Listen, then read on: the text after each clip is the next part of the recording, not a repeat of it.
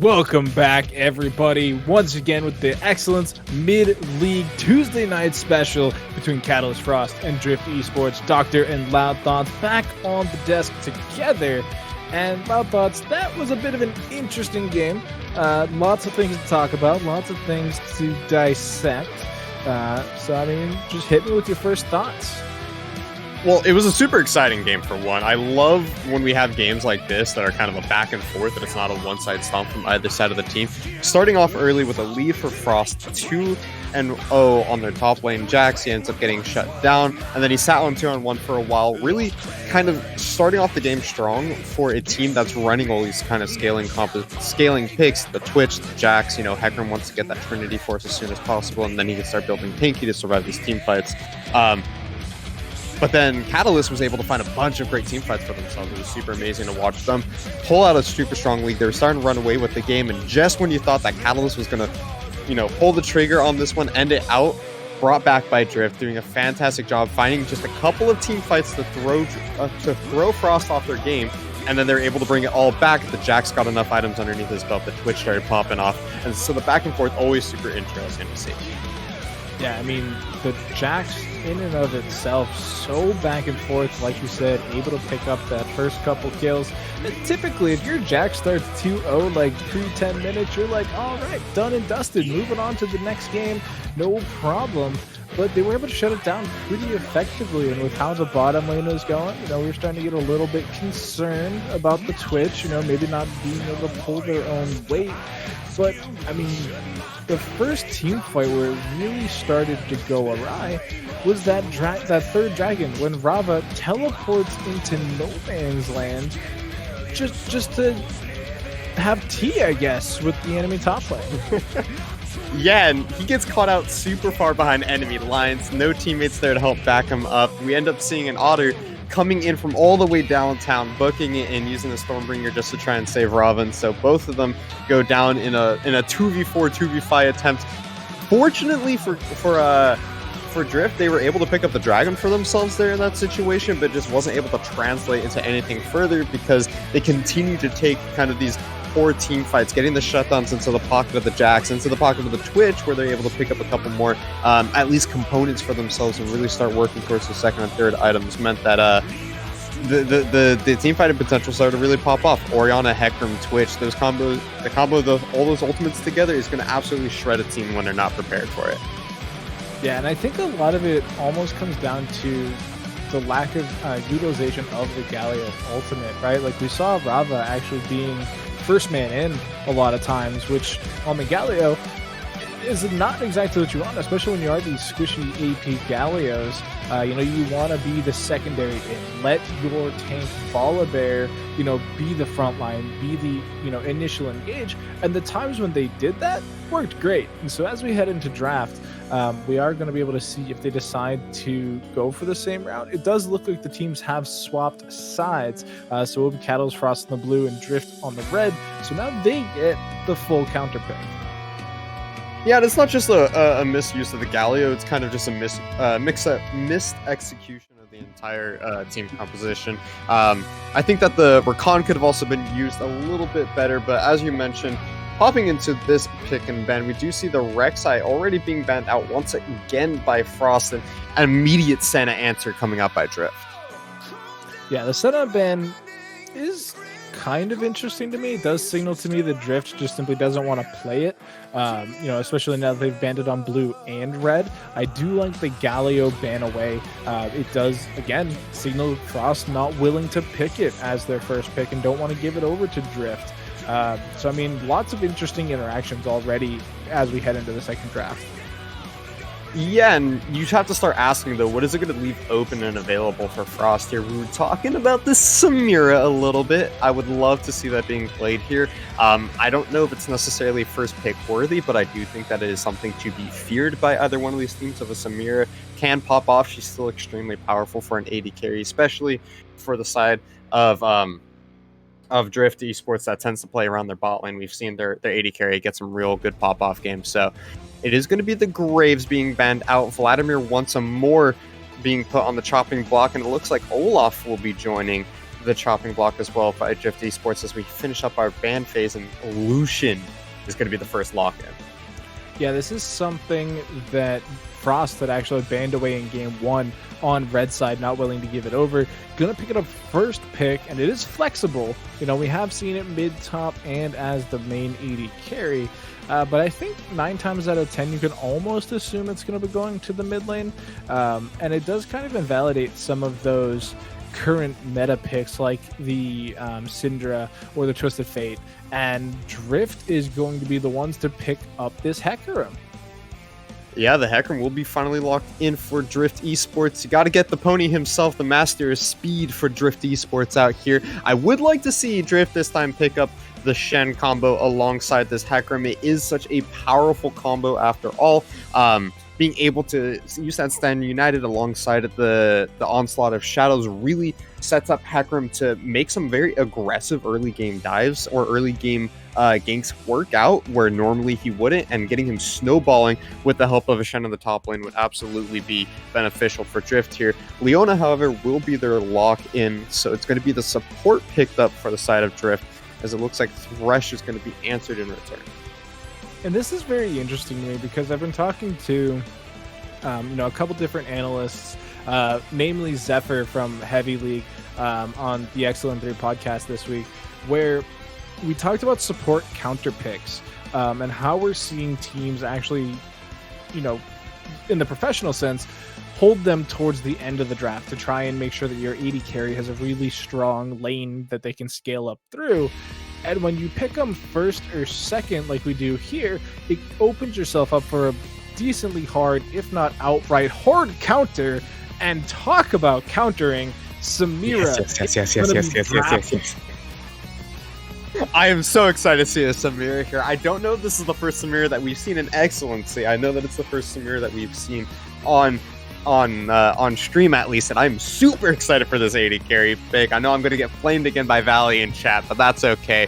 Samira is fantastic into Ashe because you have a moving 1 second wind wall that you can throw up at any point and get rid of that enchanted crystal arrow. It also can get rid of the death sentence. You have invalidated the 2 long range forms of CC from Frost if they do not try to use them correctly in terms of shoot one then the other. If they don't layer it correctly, you just invalidated the CC that Frost has in the bot lane. And then you have a Leona who can turn around, provide CC for Samira to go in and just absolutely roll through this immobile AD carry in Nash.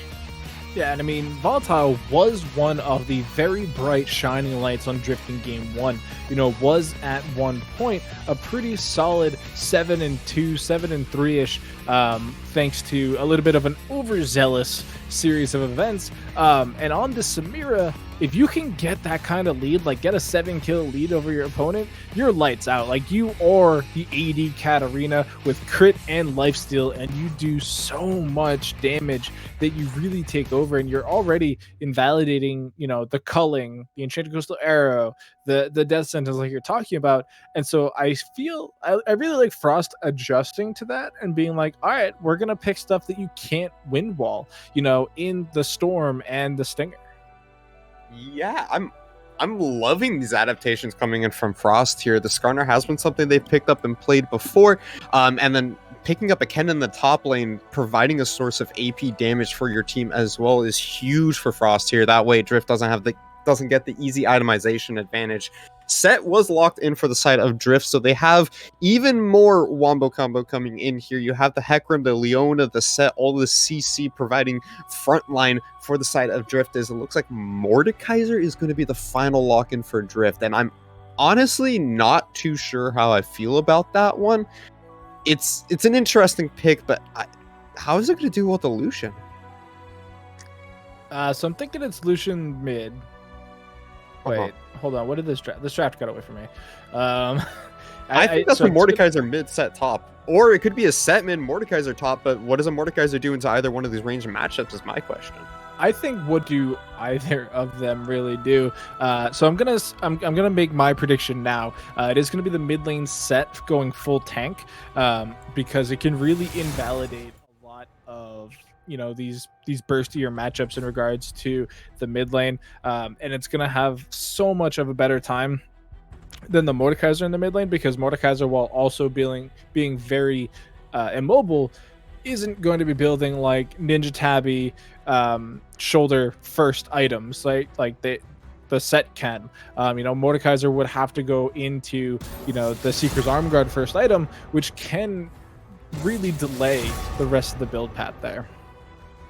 Yeah, it could be the set mid. I think that is going to be the better option here. I've seen Mordekaiser being played mid a little bit more recently, so it's, you know, recency bias for myself, but I personally think that Frost came out ahead on this draft. Just looking at how it's played out, it feels like Drift was kind of left in a corner without much more that they can do, because they were really thrown off by the Lucian mid. And they weren't sure. They're too busy trying to draft for keeping the Samira alive right now that they didn't figure out how to deal with the power picks that Frost was picking up.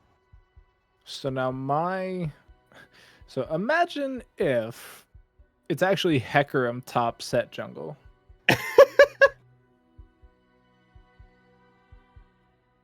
No, that's even worse, honestly, because it's Ken and top. I don't. Yeah, I think you're right. I think we're going down the rabbit hole. All right, hear me out. It's Trinity Force Leona top. All right, support with set support. Set support. That's where it's at. That would actually be such a nasty bottom lane. Or actually, what if Samira top with set Leona bottom lane? Oh man, the big bruiser combo bottom. I don't miss those days, but I do kind of miss them a little bit. But I do feel we are getting to bring in the slam jam to them. we are getting a little off track. I mean, I said it in game 1 in the draft phase. I really liked Drift's team fight composition, and I feel like something that you said when we were discussing the game while it was going on, in that they kind of got scared after they lost a couple team fights.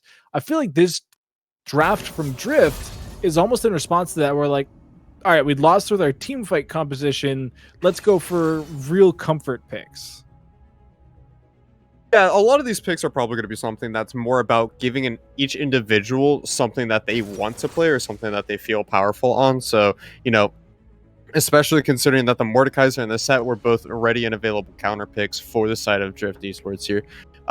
Samira, I think, is just kind of one of those AD carries at the moment that I know almost every AD carry loves to play, hates to play against, because it's just you feel so powerful with your hands on that pick. And so Drift is trying to go into that comfort, into that super scrappy team composition that you were just mentioning, and they're going to look to be fighting at pretty much every possible opportunity they can get. Yeah, I'm really not quite sure how this is gonna go. But I do know who is going to take us there. It is going to be, once again, the voices of Mac, Dewey, and Valley. Stay tuned, folks. We're going to kick it to a short break while the Rift loads up piece by piece by piece by piece. And you are not going to want to miss this game because there's just so much going on. Grab your snacks, hit the bathroom, be back here in the next 2 minutes, or you are going to be banned. Be sure to be back. We'll be here. So should you.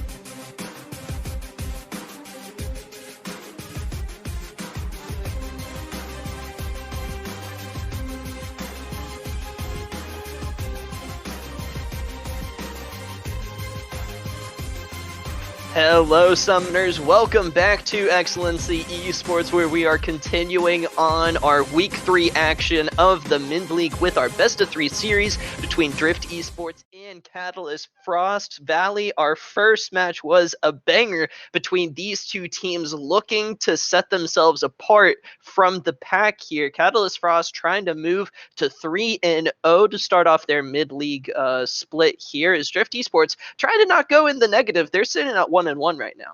Yeah, and Drift could definitely make Oh. a 2-0 happen as a hook in. Flashing away from an otter, and is this deja vu, Valley? I feel like we've been here before. I've seen this movie before. And I don't like it, but no, it's the exact same thing. But we did see a great game. Catalyst, they came out with the win, and a lot of that can be attributed to how well their top lane played. But Right. on the other side of things, right, I don't think it was a perfect game for them. I don't think it was a stomp, and I think this game is definitely winnable from the side of Drift. Of course, they need to, right? We can always look at the stakes and say, hey, they're going to go negative in the standings, but it's really hard for me to feel. I'd feel weird if they go 1-2 right this week, right? Because I Yep. think this Drift team is a team that can contend with some of our top contesters, right? Like they Mm-hmm. went 40 Mm-hmm. minutes with Divine Ascension. They had a good game against Catalyst last game. So if this is a 2-0 sweep, I'm not going to feel great about that because I think this Drift team is better than what we're getting results wise. So I think we'll see. The analyst desk seemed pretty sold on the fact that Frost won draft, but I'm not so sold. We'll talk about that in a little bit, though. Let's address the big thing here, though. We have a Samir in our game, Mac. Do we? Yeah, a lot of playmaking potential. I feel like kind of a similar composition for Drift Esports from their last game. This is obviously their comfort zone, right? Putting Volatile on a Volatile carry ADC to try to take over the match, and Rava and Otter on some slight playmakers in the mid lane and top lane, but they're mostly going to be bruisers more so than hyper carries. Yeah, definitely bruisers. The Mordekaiser could end up being a hyper carry. It's harder Right. than your standard something like Kennen or like a Renekton, but it's definitely possible. And I think a lot of people look at the matchup in the top lane and say, well, Kennen should have this just outright one as you know, Hecarim makes himself known in the mid lane and then dips out. He's like, I don't want anything to do with the Lucian. But yeah, I mean, I think actually Mordekaiser doesn't have the worst matchup into Kennen. Kennen has a positive win rate against Mordekaiser, and that is always going to be the nature of a ranged matchup early on. Yeah. But Mord can definitely punish him. Level 6 with the Death Realm. Kennen doesn't have that much burst, especially if Mord has full health or he has his W up as well to give him the shielding. He could easily win the 1v1. As we see, bot laners a level 3 little advantage, as in the mid lane, Directed Cameron says to check out this first blood going over to Hypochondriac, as Kraydog and Volatile getting to around half health here. Volatile's got to be careful. Flash Flay! Cloud trying to make a play happen. Flash forward from Alex as well. Ranger's focus going to deal a little bit of damage over onto Kraydog. Not going to burn away from the Ignite, but Catalyst Frost Valley coming out and making plays. And you have to watch out for that. They talked about it on the analyst desk. If they can land the CC, that basically 1 second wind wall that Samira has is going to be pretty useless if it's possible. But and right there, the flay comes in. Death sentence isn't as relevant, but once you have that flay in, the damage is there. The ignite ticks down, and the Ash comes out with the kill, and it's a 2-0 lead already. But Hecarim is in the bottom lane. Flash Zenith Blade gonna get interrupted. Cloud with a massive flay again, gonna land the death sentence. Wow, they're gonna be able to run away from the gank. Thrasian on the Hecarim, not making anything happen. Yeah, and that's really worrisome because Thrasian is trying to find ganks on a character that needs to be farming the level 6. Yes, you can maybe find a gank here or there as Hecarim in the early game, but if you are not optimizing your farm and getting to that level 6, it is going to be a rough time. Now, Lucian in the top lane with double buffs. Flash forward from Roach, gonna try to push for that kill. Doesn't have ultimate. Maybe didn't need a flash forward in Otter. Still flash not available. Catalyst Frost gonna come up short there. Yeah, that's an interesting flash. I think that's a fine flash if Roach has like 2 stacks of the stun Right. already procced, but he didn't there. In fact, he had none of them procced. So he flashes forward and just gets a Q off. There's no way he's actually going to lock up the Mordekaiser. So Yeah. basically, just wastes a summoner spell at that point. But it is still, a solid gank. I like the pressure that Hypochondriac is putting out. He's about 20 CS up on this mid lane set, and he has that extra kill in his pocket to boot. Ooh. Hasn't even taken a base yet. Now it's going to be brought in by the Facebreaker. Not doing the best job kiting around. Gonna be able to shove that wave though. And looking back a little bit, Valley, I want to talk about this Drift Esports composition. You were mentioning earlier that you're a big fan. They're already a little bit behind. What are you looking for them to try to come back in this one? Yeah, and I was expecting them to be behind, right? That Right. was to be expected in this early game. You've got a Lucian, and you also have an Ashe Thresh lane that can do a lot in this early matchup. Right. Uh, Right. into set as well in that mid lane. So I wasn't expecting anything different, but I think they have a lot of scaling potential. And once Mm-hmm. Hecarim hits 6, once you're looking at 6 for Samira, 6 for Leona, as well as both your bruisers hitting 6 and maybe those first side of power spikes, you're capable of making team fights happen. And if you can punish the Lucian, if you can lock him up and kill him, and if you can get the Kennen out of fights with Death Realm, or even get the Lucian out of fights with Death Realm, I think there's a lot of potential to make these team fights happen and Mm-hmm. find ways to get objectives and get back into this game. Yeah, I do also want to point out though, Volatile opted for heal when I maybe would have liked to see a cleanse out of the Samir. He's gonna have to worry about both Enchanted Crystal Arrow and Impale coming his way, because this is gonna be the main source of damage for the Drift Esports composition is Volatile finding a way to make the team fights work in favor of Drift. Yeah, I mean, I think the more concerning one is going to be the Skarner ultimate, right? Like you Yeah, said, that is something to be worried about. But with the ability to block incoming missiles, the Enchanted Crystal Arrow not as worrisome as long as fair. Volatile's reaction time is good. So Mm-hmm. I Mm-hmm. think we'll maybe see a QSS as we get later in the game. I don't know if cleanse was completely necessary, but it wouldn't have been a bad decision. Where I'm really concerned is in this mid lane, right? There is that 20 CS lead, like we mentioned, and it's a very difficult matchup for Set. Set's great in the mid lane against people like Orianna and even mages where they don't have consistent poke and consistent range to really do that much damage, right? Yeah. Orianna's auto attacks basically tickle. And so he's able to just step up, heal up with the Set passive, and push the wave as he likes. But Mm-hmm. Lucian is not the same. His auto attacks definitely do not tickle and is not exactly fun to play against.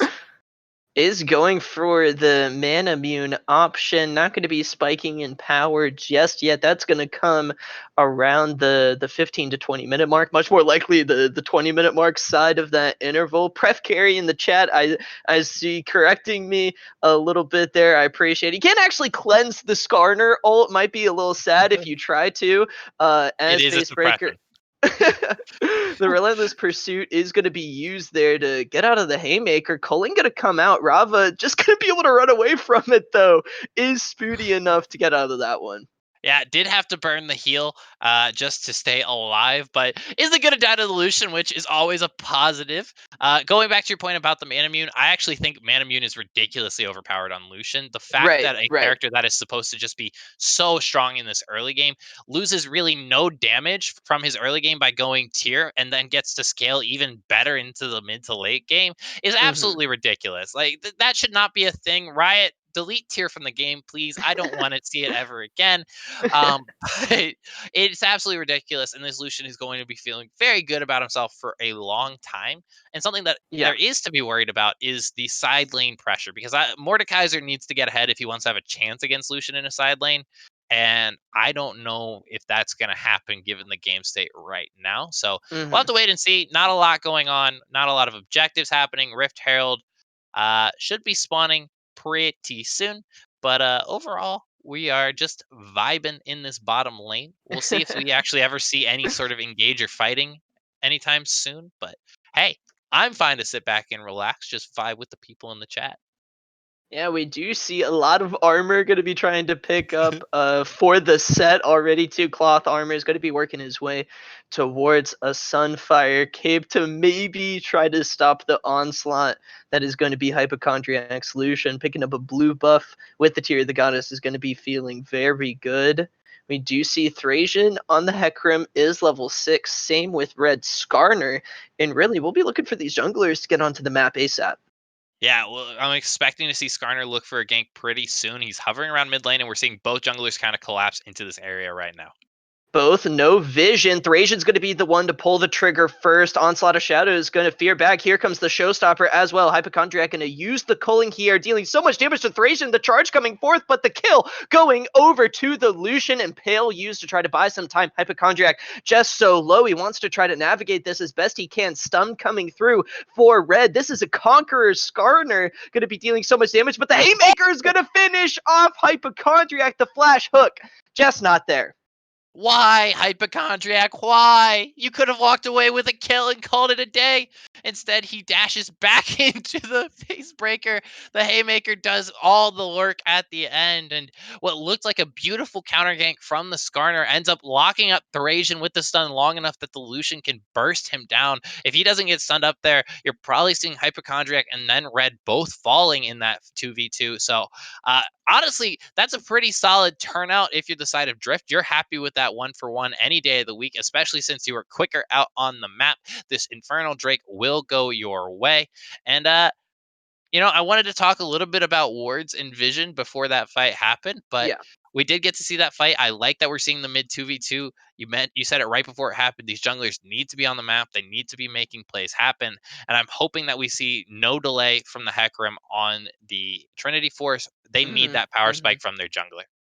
Yeah, right now, looking at the vision control in the bot lane, bottom side of the map specifically, right now it's looking really good for Drift Esports. 3 control wards dedicated to this side of the map. Catalyst Frost do have some vision on the dragon area, but that is definitely going to be expiring before we see the next Ocean Drake spawn here. As it is important to note, Valley, it is tied up 1-1.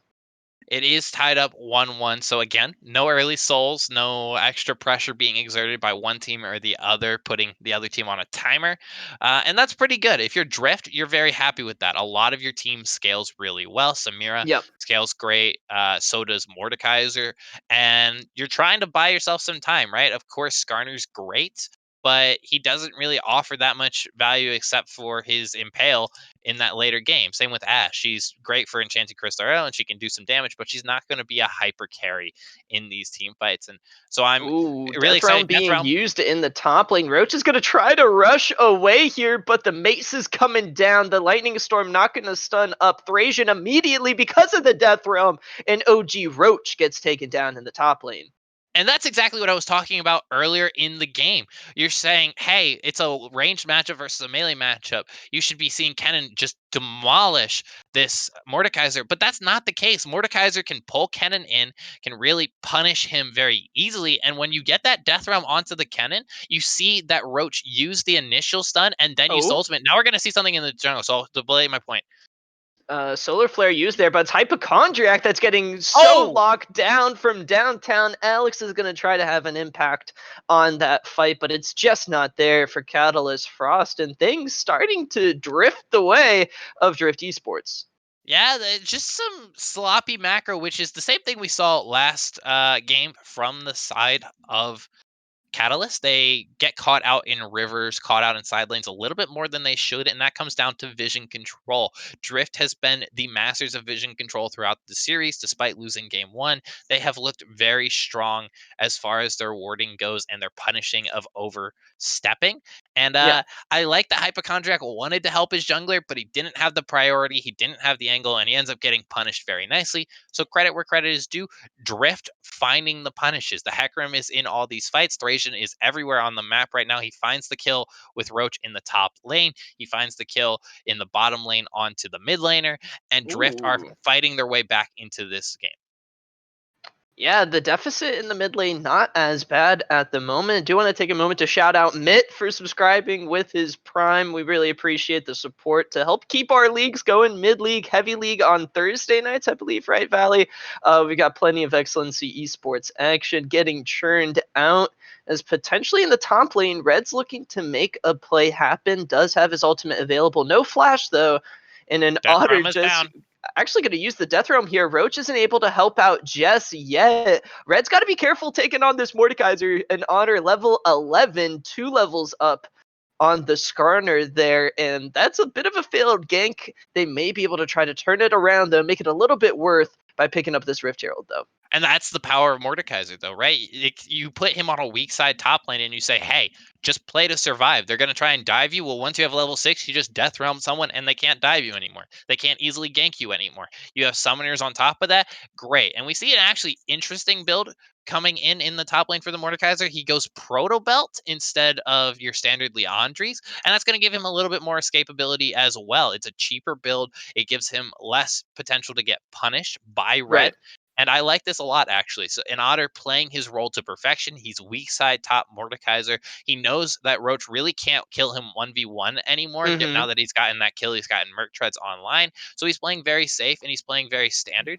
And that's exactly what Drift needs him to do. There is going to be a turret taken down in the mid lane, and this kind of feels like the kind of LS style Rift Herald, where we see clearly why a lot of teams shouldn't be fighting over that objective, because it really doesn't do a whole heck of a lot. Didn't help with taking the turret. I think they would have been able to get it regardless. And Shelly just going to be able to charge down into that mid lane inner to knock it down a peg. Yeah, it's a little bit of a waste of the Rift Herald just given the time in the game and the Yep. game state, as we are going to have contention over Dragon. So we're setting up for a team fight, and there's a bush camp hook in.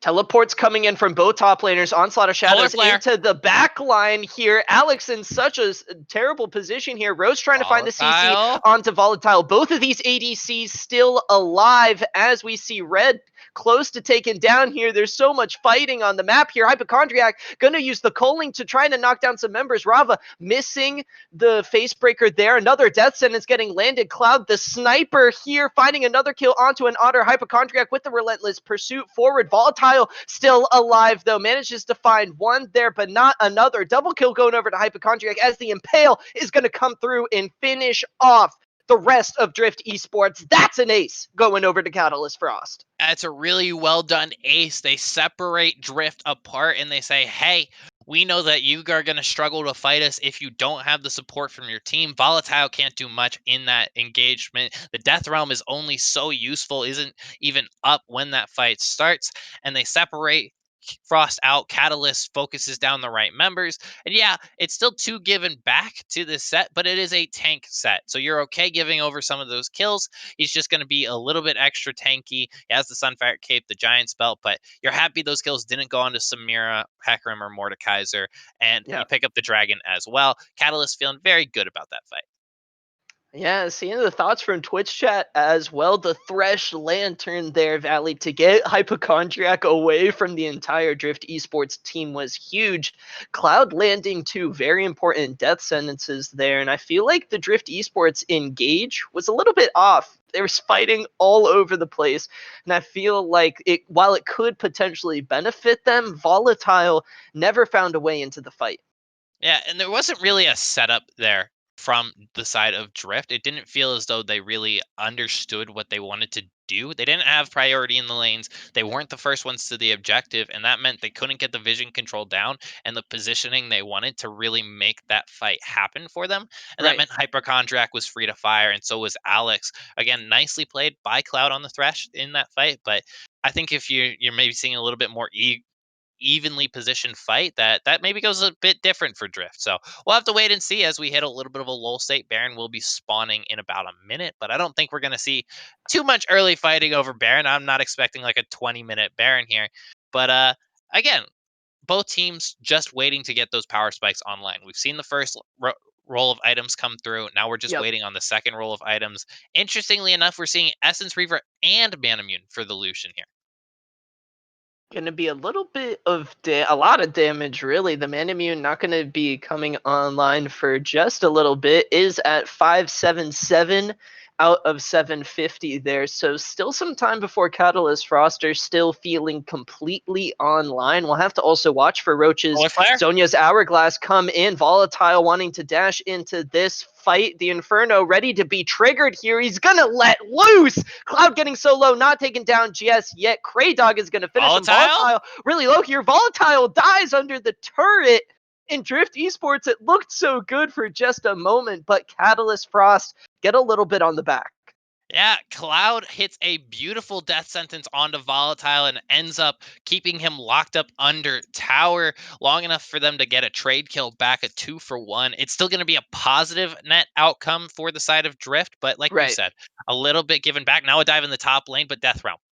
Impale going to be immediately used. This is going to buy Red some time to run around in the realm with which it is not his to own, but it is his to survive.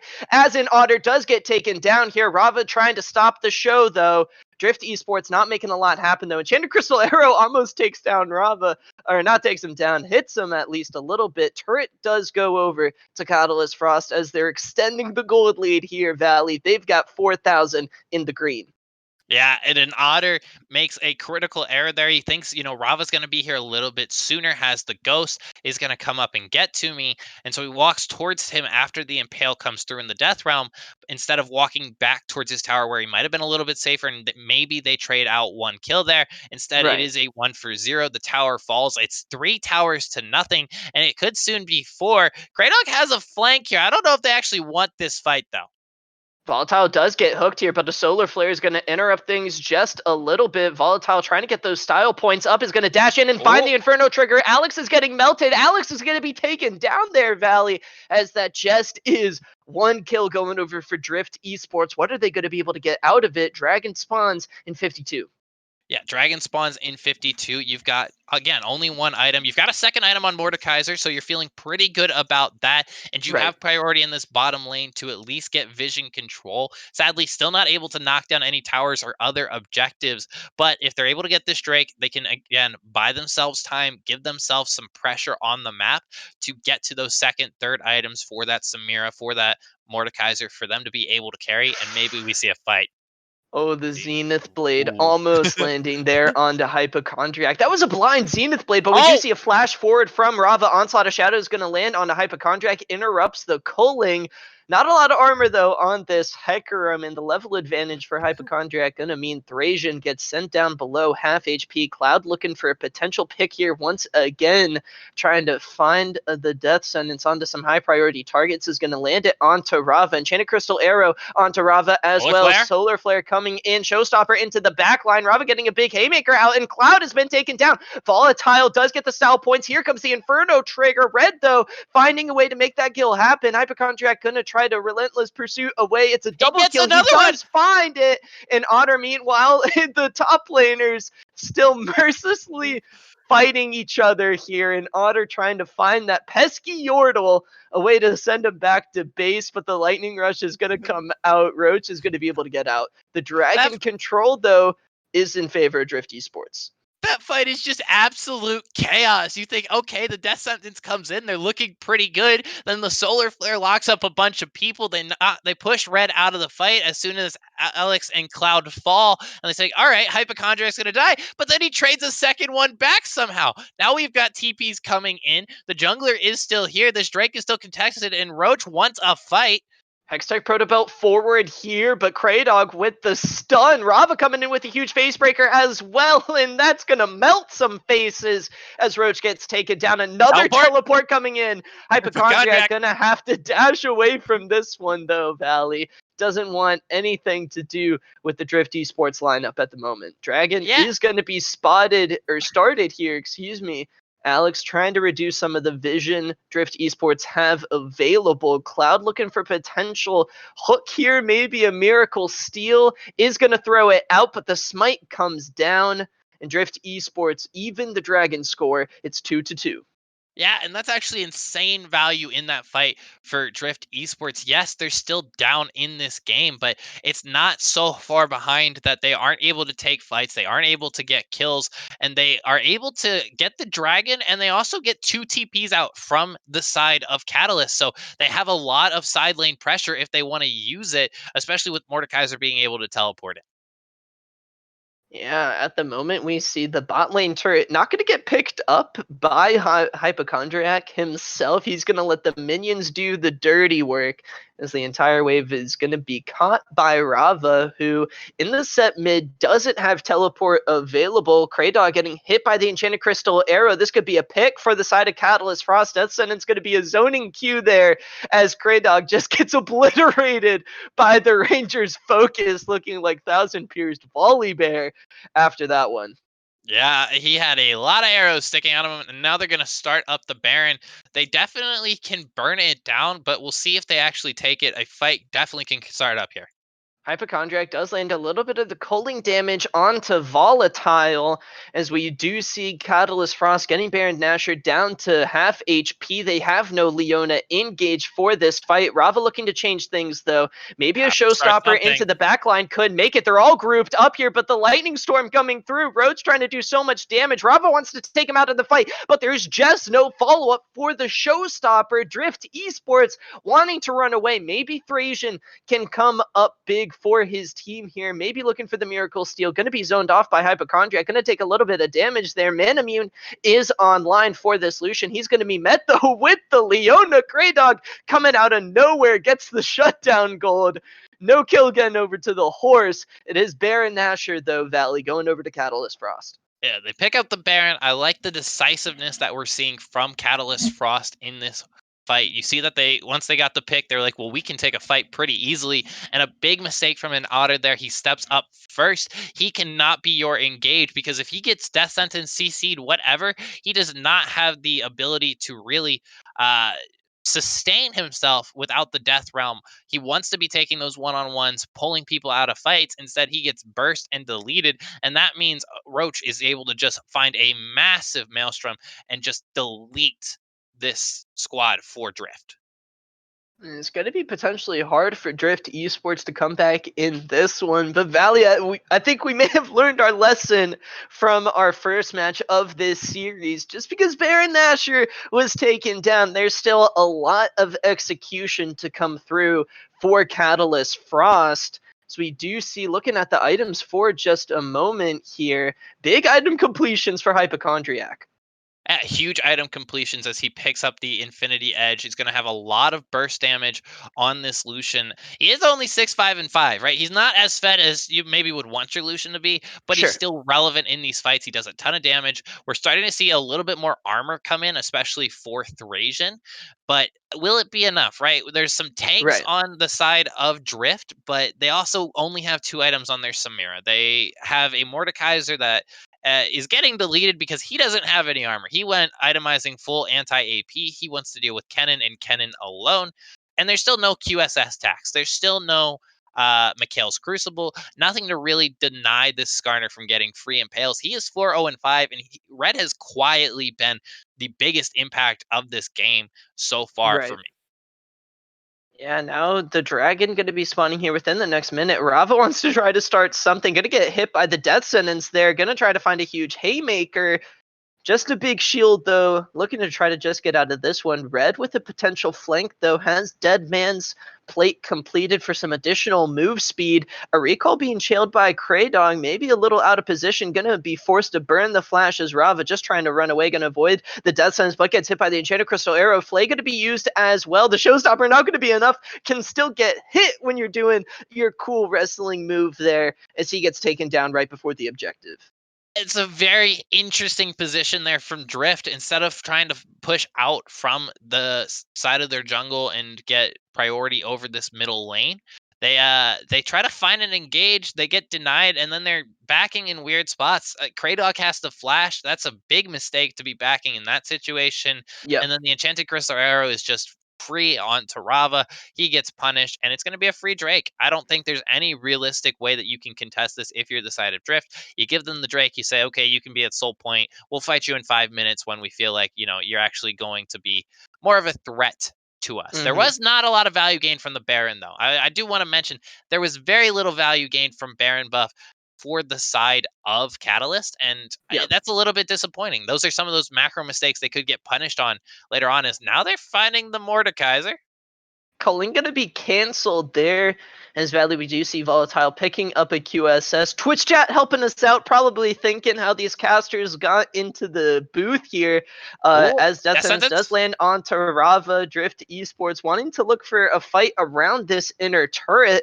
Catalyst Frost very grouped up here. Thrasian not in position to look for an onslaught of shadows just yet. Here comes the charge. He's on to Alex, but he's getting kited. The Rangers focus just doing so much damage as Roach is slicing away Drift Esports. Catalyst Frost finding a big fight. Flash forward from Hypochondriac. Volatile still alive here. This Samira could look to make a play, but it's a 5v3. Do not fight for this turret. Don't fight for this turret if you're Drift. Flash forward here. Volatile taking so low, he's going to have to back off. There's the Impale, there's the double kill going over to Hypochondriac. They're going to be marching down the base, and this looks familiar. This looks very familiar. We thought we had Deja Vu at the start of the game, but Mac Dewey, it's Deja Vu at the end. I don't know if there's anyone that can stand in the way of Catalyst as they knock down the Nexus turrets. It's just a Samira trying to do what she can, but she doesn't have the damage. The Rangers' focus will start to proc on this tower, and we'll see one last engage. Thrasian's going to try to make a difference, but he just gets blown up here. Here comes the Culling. Volatile going to use the Inferno trigger. Hypochondriac taken so low, but he's not dead just yet. He's going to find a way to pick up yet another double kill, Valley, as the Nexus explodes, and that's a 2-0 for Catalyst Frost. Yeah. And I want to apologize in advance to Jake Kelton. We couldn't make it not a 2-0 for you tonight. I'm really sorry. Unfortunately, it was a 2-0 victory. If you're Drift, you're pretty upset that happened. You feel like you're maybe a better team than what you're showing in these matches. If you're the side of Catalyst, you're a 3-0 team. You've gotten 3 2-0s. You're on fire, and you are making the fights happen. You're punishing mistakes. You're not perfect, right? You've made your mistakes. Some of these games were very close, and that's partially because of some of the mistakes Drift made. But it's also partially because, Drift is no slouch as a team, right? You're not perfect, but you are making plays happen, and you are making these wins happen. So that shows the organizational structure and the ability of these players. And I'm excited to see them play Glaive, because I think that is going to be a banger of a match when they do. These are, in my mind, our 2 top teams. I do want to say Drift is a team where, it's disappointing, right? I said it during the game. They dropped to 1 and 2. They're sitting at the bottom of the standings. This is one of those teams where, I remember watching the LEC, and you're looking at a team like Schalke when they're losing games. It's not like they're playing horrible, right? It's just that they can't get that win, right? They've not that extra step, right? And I'm hoping that they're able to figure out what that extra step is, so that they can figure it out and start to put more wins on the board and really be a contender, because this team easily could be. They have the talent, they have the potential. We're just not seeing it yet. Credit where credit is due. Catalyst come out with the victory, but GG to them, GG to Drift, and we got to see a banger of series again, Mac Dewey. Yeah, Drift Esports always make it entertaining for us, nonetheless, even if it does result in a 2-0. And this means Catalyst Frost are going to start this mid-league split off 3-0, doing very well for themselves as Drift Esports. Going to fall to 1-2, but they've fallen to Catalyst Frost and Divine Ascension, 2 of the top dogs. So Drift Esports showing that they have some fight, and it will be really interesting to see if they end up falling in the middle of the pack of these teams. Maybe they're a dark horse candidate as they get more games under their belt. But that's going to do it for us here in the casting booth. I think we are going to go to a quick break before we head it back over to Doctor's Diagnosis on the analyst desk. Maybe Jake gets some dry ramen. I think there's a video coming soon. But that's going to do it for me and Valley.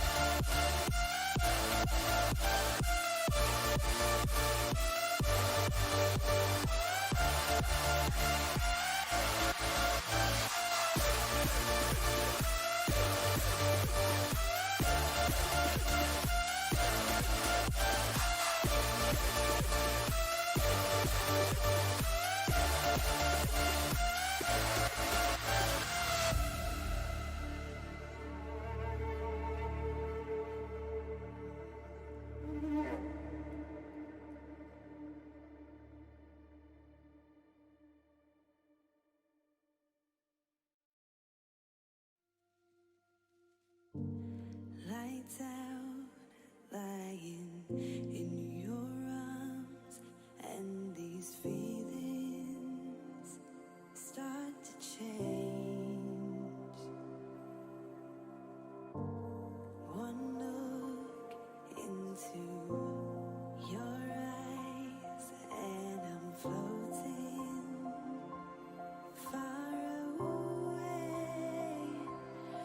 I've never been here before. I don't know the score, but I never wanted you more than I do tonight. Escape with me.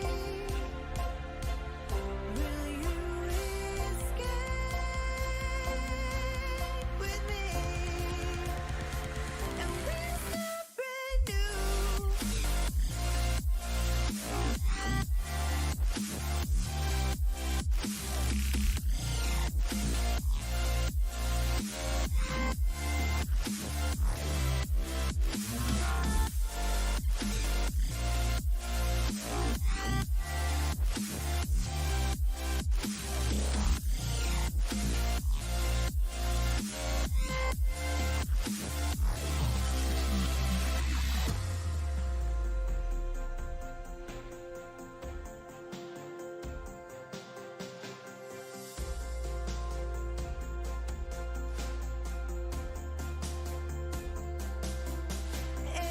Escape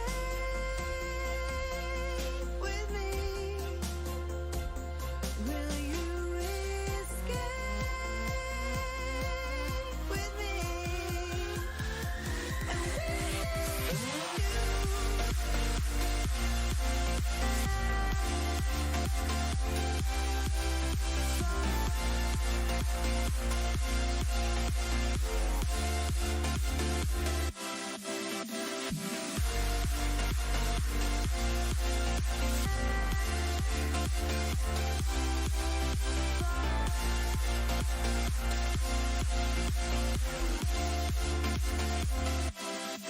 I've never been here before. I don't know the score, but I never wanted you more than I do tonight. Escape with me.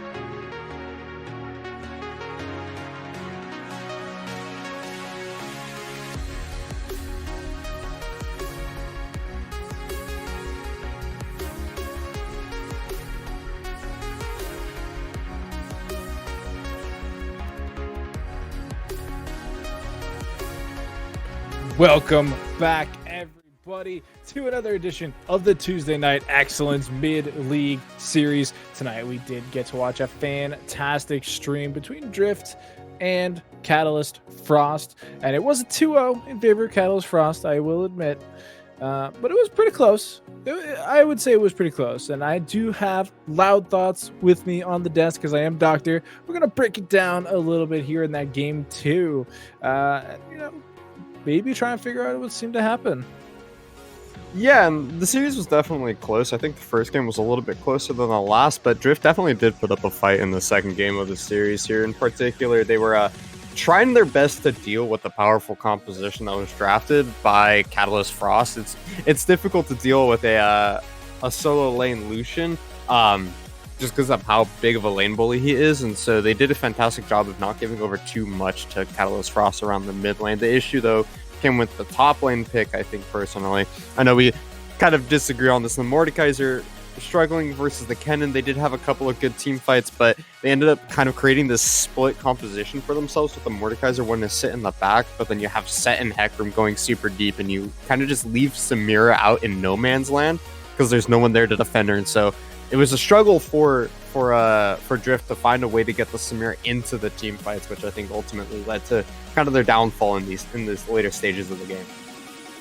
Yeah, I mean, the solo Lucian just popped off so hard, right? And the lanes just, I don't know, I don't think they ever really got going for Drift, like you said. Things were back and forth a little bit, but I mean, I think their biggest lead was probably Otter in the top lane, in which we thought was just going to be a deadpan lane. Yeah, we thought that the Mordekaiser, he did really well for himself in that lane. Unfortunately, Mordekaiser just needs to get more of a lead for himself in order to make something happen. He had a couple of great death realms. He was trying his best all time for his team, but at the end of the day, it just wasn't quite enough considering they did have to play into that Kennen, though. I think he did a phenomenal job going pretty much even with the Kennen throughout the entirety of the game. It was really when those mid-games started hitting, and Kennen with the flanking Maelstroms was doing so much work in those mid-game team fights. Yeah, unfortunately, that is kind of what happens when you do have this AoE champion heading into what is almost effectively a 1v1 powerhouse. And I mean, we also saw the Hecarim come out once again on red side, and it seems to be cursed, right? Like, it was first picked red side both games, had a bit of a rough early game. It's just that this time, Thrasian wasn't able to get the same bounce back that we had seen out of red. Yeah, it's unfortunate to see the Hecarim pick not working out. I'm also super disappointed to see that the Samira pick didn't work out. I was super hyped for it. I think it's still a pretty fun and strong champion. But you can kind of see where the weaknesses of this champion does come into effect here, is that she's squishy, she's fairly short range, and so she gets chunked out at the beginning of the fights. We saw Hypochondriac all the time getting a piercing light into a double auto attack onto Volatile, and then he was just forced completely out of the fight. There was nothing more he could do about it. Or you would see situations where Set and Hecarim went so deep into the enemy team that there was no way Volatile could follow up on those kind of engages, and you're just left with the Samira, again, stuck out in no man's land with nobody there to protect her because Leona, Set, Hecarim have all gone forward, and Mordekaiser's off messing around in the death realm with the Kennen, whoever's trying to go for those flanks, and you just have this 80 carry stuck without anywhere to go. Yeah, and with so many other picks available, like the Caitlyn, like the Xayah, like the Kai'Sa, all of these were available, and they opted into the Samira instead. So, I mean, there's definitely some question marks there when it comes to potentially how the rest of the team wants to work out. And I mean, I definitely said it, in the pick phase itself. It seemed like Drift kind of were recoiling from the game one, whether we're like our planned composition that we meticulously put together and attempted to, craft a win out of, just fell flat. Let us go back to what we're feeling in the moment, and it just didn't seem to be as cohesive. Yeah, definitely felt like they had split opinions on what needed to be done there. Weren't able to really pull this one out. In the last draft, I agree. In the first game, we did see them put up a little bit more of a fight. They had a lead in the early game. They had a lead through the mid game, and were pulling super far ahead. It was just a couple of misexecuted team fights by Drift that ended up being their downfall there. But overall, felt like this one was definitely more of a the impression I get is that this was a very responsive draft to what Catalyst was doing. Catalyst knew what they wanted to pick. They locked in that Lucian with confidence. They knew how they wanted to play this game. And it felt like just every pick coming out from Drift Esports wasn't so much something that they wanted, but something that they felt was going to be able to counter, or something that wasn't going to lose. And when you're playing not to lose, you're not playing to win.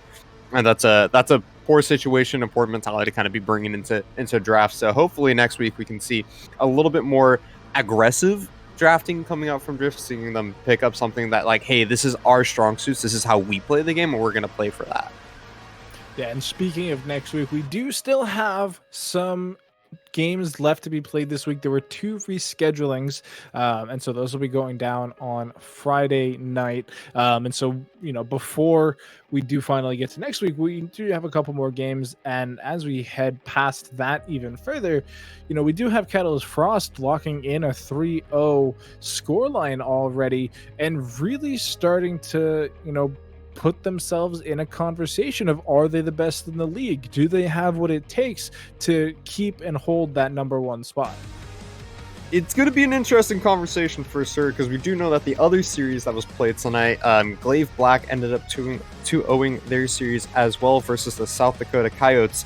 And so that's going to put Glaive Black at a 3-0 as well. So far we have Catalyst Frost and Glaive Black both starting off the season with a solid 3-0. Unfortunately for the South Dakota Coyotes, they are sitting at 0-3. We'll have to see if Catalyst Blaze joins them later this week, or if Catalyst Blaze is going to be able to pick up a win when they play their games this upcoming Friday. I think is when they reschedule to. But so far we do have those 2 top contenders in Catalyst Frost and Glaive Black, both sitting at a solid 3-0.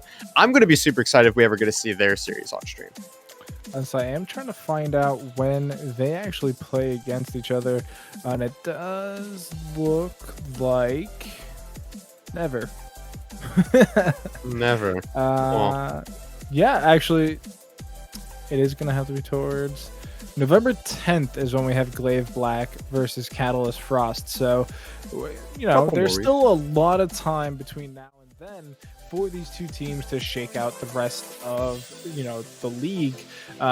And yeah, I mean, that could be the fated matchup, right? Like the 2 titans clashing in the league. And for now, we're just going to have to wait and see. Yeah, for now, that's all we have for us going on. I don't think we have any more game series coming up for the rest of tonight because of those 2 reschedulings. So with that, I do believe we're getting close to wrapping up this stream. Do you have any last words for our viewers at home? Any shout outs of that sort?